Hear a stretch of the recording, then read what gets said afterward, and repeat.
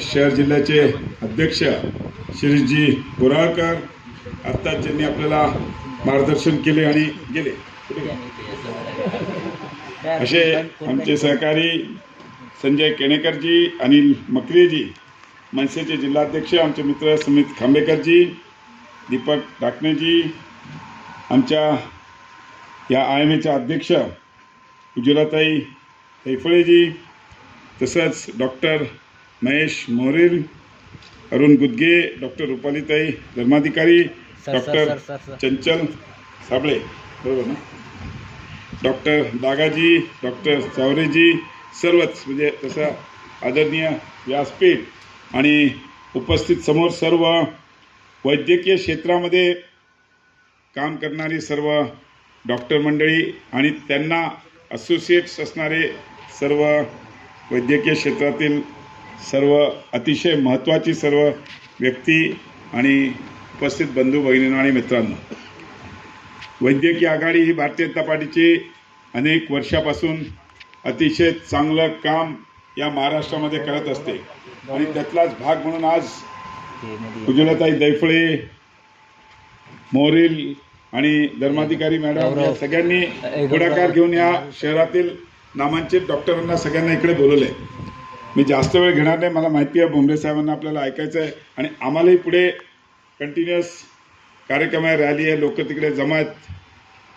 तर या ठिकाणी मी आपल्याला एवढंच सांगणार आहे की आपल्या सगळ्यांना देशाचे पंतप्रधान आदरणीय नरेंद्रजी मोदी ज्यांनी 10 वर्षात या आपल्या देशाला एका वेगळ्या स्थानावर नेऊन ठेवलं आहे.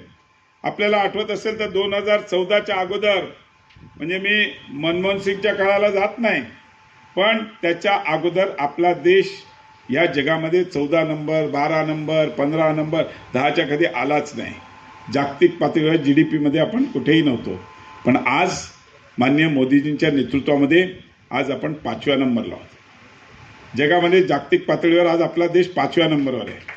आज मला एक गोष्ट सांगा, ज्या ब्रिटिशांनी आपल्यावर राज्य केलं, कित्येक वर्ष आपण त्यांचे गुलाम म्हणून राहिलो, पण आज ब्रिटिश 8व्या नंबरला आहे, पण आपण 5व्या नंबरला. आणि हे कोणामुळे? फक्त मोदीजींमुळे. आज जगपातळीवर तुम्ही ज्या पद्धतीचा मान आज भारत देशाला मिळतोय तो only because of Narendra Modi. आज मला सांगा, आपल्या मेडिकल क्षेत्रातलेच कित्येक विद्यार्थी रशियामध्ये शिक्षण घेत असताना अडकले होते. मोदीजींनी त्यावेळेस पुढाकार घेऊन ते विद्यार्थी सगळे तिकडून सुखरूप परत आणले. म्हणजे पाकिस्तानच्या विद्यार्थ्याला पण भारताचा झेंडा हातात घेतल्यावरच तिकडून सुखरूप त्याच्या देशात जायला मिळाली, संधी मिळाली. सांगण्याचा उद्देश एकच आहे की मोदीजींनी आपल्या देशाला एका वेगळ्या स्थानावर जागतिक पातळीवर नेऊन सोडलेलं आहे.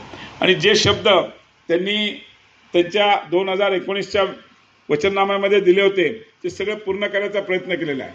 आज राम मंदिरचा विषय असेल, आपण सगळे हिंदू मॅक्झिमम लोक, आपल्या सगळ्यांची भावना होती 500 वर्षापासून की आपलं राम मंदिर, प्रत्येकजण कुठेही तुम्ही निघाला, गावात ग्रामीण भागात गेले तर भुमरे साहेब आपण राम राम, कोणाला भेटले तर राम राम म्हणतो. हा का म्हणतो? प्रत्येकाची भावना आहे.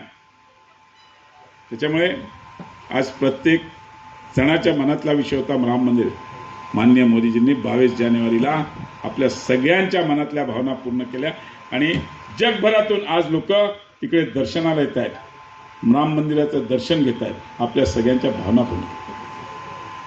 बाळासाहेब ठाकरेजी असतील, अनेक नेते होऊन गेले, त्यांनी त्यांच्या सगळ्यांची भावना होती अशी जी हिंदू